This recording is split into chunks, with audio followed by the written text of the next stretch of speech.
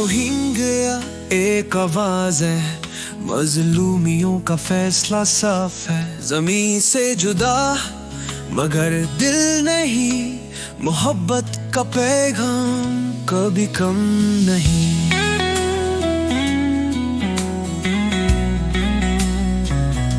सितारों के नीचे दुआओं के साथ चलते हैं हम हक के राह। दुनिया सुनो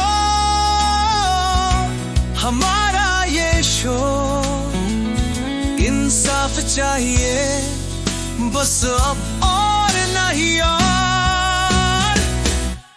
दिल से पुकारते हम एक हो रहे, रोहिंग्या का जज्बा अब जग रहे। अमन का सफर है, साथ चलो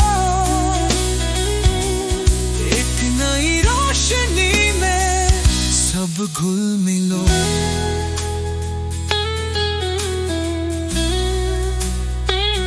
आंसू के दरिया में बहते हैं हम, लेकिन उम्मीद का चिराग है संग।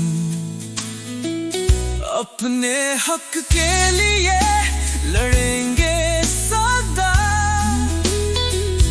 रोहिंग्या की आवाज है अब फौजा।